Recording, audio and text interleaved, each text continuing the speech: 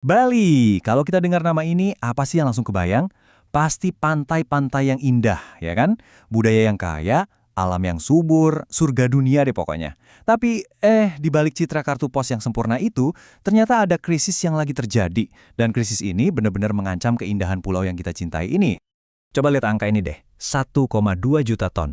Itu jumlah sampah yang Bali hasilkan cuma dalam setahun. Susah yang bayanginnya? Oke, gini deh. Itu artinya ada lebih dari 3.400 ton sampah setiap hari. Skalanya itu luar biasa besar. Dan inilah inti dari masalah yang lagi kita hadapi sekarang. Dan yang bikin miris, justru industri yang jadi andalan Bali, yaitu pariwisata, itu juga yang jadi pendorong utama krisis ini. Jutaan turis yang datang setiap tahun, ya emang bawa berkah ekonomi, tapi mereka juga ninggalin jejak sampah yang gede banget, terutama sampah plastik sekali pakai. Tapi kalau kita cuma nyalain pariwisata aja, ternyata itu nggak sepenuhnya benar juga. Nah, disinilah ceritanya jadi makin rumit.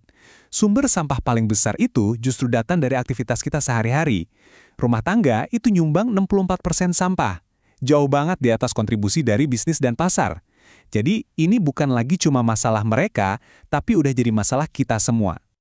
Dan ini nih, konsekuensi yang paling rusak.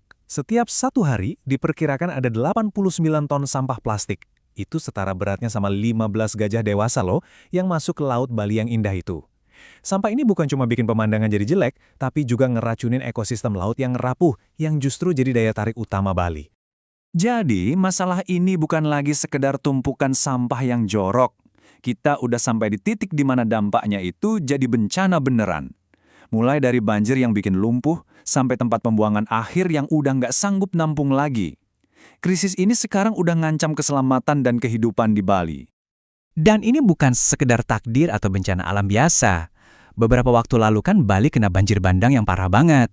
Menurut seorang ahli tata kota, Profesor Bakti Setiawan, ini bukan cuma soal cuaca, tapi ini adalah akibat dari ulah manusia. Nah, ulah manusia yang kayak gimana sih yang dimaksud? Ternyata, ini tuh kayak resep komplit buat bencana. Curah hujan ekstrim emang jadi pemicunya. Tapi masalahnya, sungai-sungai yang penuh sampah jadi nggak bisa ngalirin air, sawah dan lahan hijau yang harusnya jadi tempat resapan air, sekarang malah jadi beton buat hotel dan villa. Dan yang paling parah, tutupan hutan di daerah aliran sungai utama itu sekarang cuma sisa 3%, padahal idealnya kan 30%. Kebayangkan? Kalau banjir itu satu bom waktu, nah ini dia bom waktu yang kedua, TPA Suwung, tempat sampah utama di Bali. Tumpukan sampah di sana itu tingginya udah lebih dari 35 meter. Coba deh bayangin, sebuah gedung 10 lantai, tapi isinya sampah semua. Tempat ini udah overload parah. Dan waktunya udah mepet banget. Pemerintah udah ngasih deadline yang jelas. Mulai Agustus 2025, sampah organik dilarang masuk ke sana. Dan di akhir tahun, TPA Suwung bakal ditutup permanen. Pertanyaan gedenya, terus semua sampah itu mau dikemanain? Ancaman ini nyebar ke seluruh pulau. Coba deh lihat peta ini. Area-area yang dilingkari itu bukan cuma pusat turis kayak Kuta atau Seminyak, tapi juga sampai ke kawasan lindung laut yang penting banget di Nusa Penida. Ternyata, nggak ada satupun sudut pulau ini yang benar-benar aman. Oke, pemerintah bukannya diam aja kok. Udah ada berbagai kebijakan yang dibikin. Tapi pertanyaannya, aturan di atas kertas itu sesuai nggak sih sama kenyataan di lapangan? Jalan nggak? Dan ternyata, ada kabar bagus loh. Ada satu peraturan di tahun 2018 yang membatasi plastik sekali pakai dan hasilnya, wow, luar biasa. Lihat aja nih perubahan di tingkat rumah tangga. Pemakaian kantong plastik turun 57%, sedotan 70%, dan styrofoam bahkan anjlok sampai 81%. Ini bukti nyata kalau masyarakat itu sebenarnya mau dan bisa beradaptasi. Nah, disinilah kita nemuin inti masalahnya. Di satu sisi, masyarakat biasa di rumah-rumah itu mau dan bisa berubah. Tapi di sisi lain, sektor bisnisnya, produsen, hotel, restoran, kepatuhannya masih rendah banget. Kesenjangan inilah yang jadi penghambat terbesar. Terus, kenapa kesenjangan ini bisa terjadi? Menurut penelitian, ada 3 kendala utamanya. Pertama, komunikasinya jelek, aturannya nggak tersosialisasi dengan baik. Kedua, kurang sumber daya, mulai dari dana, staf, sampai infrastruktur buat mendukung perubahan. Dan yang ketiga, ya, masalah birokrasi. Nggak ada koordinasi dan rencana jangka panjang yang jelas dan berkelanjutan. Ketika kebijakan dari atas ke bawah itu banyak tantangannya, mulailah muncul solusi-solusi dari bawah ke atas. Disinilah organisasi non-pemerintah atau LSM dan inisiatif dari masyarakat jadi pahlawannya. Mereka mengisi kekosongan itu dengan ide-ide inovatif buat ngatasin masalah ini secara langsung. Dan penting buat kita ingat, Bali itu nggak berjuang sendirian. Perjuangan ini adalah bagian dari sebuah gerakan global. Peta ini nunjukin jaringan LSM di seluruh dunia, dan banyak dari mereka sekarang membawa keahlian dan inovasi mereka langsung ke Indonesia. Salah satu contoh lokal yang paling berdampak itu namanya Sungai Watch. Mereka pakai teknologi yang sebenarnya simple, tapi jenius banget. Mereka pasang penghalang apung di sungai buat nangkap sampah.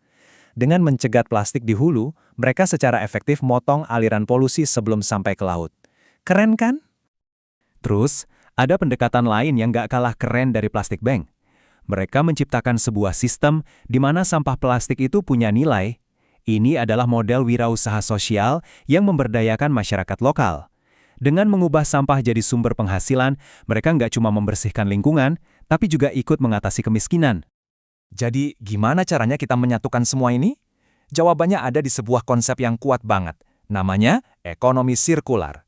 Ini adalah sebuah visi di mana nggak ada lagi yang namanya sampah. Semuanya dianggap sebagai sumber daya yang berharga. Kuncinya ada di diagram ini. Ini adalah sebuah siklus yang saling nyambung. Semua dimulai dari kesadaran publik buat konsumsi lebih bijak. Terus, pemerintah dan LSM memperbaiki sistem pengumpulannya. Akhirnya, sampah itu nggak dibuang, tapi didaur ulang jadi produk baru. Dan siklusnya pun tertutup. Nah, yang bikin pendekatan ini sangat mungkin berhasil di Bali adalah karena bisa diintegrasikan dengan struktur sosial yang udah ada dari dulu. Desa adat atau desa tradisional itu punya peran yang kuat banget. Melalui aturan lokal yang mereka sebut pararem, mereka bisa mengedukasi dan mengorganisir komunitas mereka sendiri buat mengelola sampah dari sumbernya. Ini perpaduan kearifan lokal dengan solusi modern. Pada akhirnya, tujuannya itu bukan lagi cuma mengelola sampah. Tujuannya adalah mengubah total cara kita berpikir di mana konsep sampah itu sendiri jadi nggak ada lagi. Coba bayangin, sebuah sistem di mana plastik dan limbah organik itu jadi sumber daya baru, jadi bahan bakar buat industri, jadi bahan baku buat produk baru, bahkan jadi energi listrik untuk pulau ini. Ini membawa kita ke pertanyaan terakhir. Bali sekarang ada di persimpangan jalan. Krisis sampah adalah ancaman nyata bagi keindahan dan ekonominya. Tapi, di dalam krisis ini, ada peluang yang luar biasa. Dengan menggabungkan inovasi global, kebijakan pemerintah yang tepat, dan kekuatan komunitas adatnya yang unik, apakah Bali bisa bukan hanya menyelamatkan dirinya sendiri, tapi juga jadi contoh bagi seluruh dunia?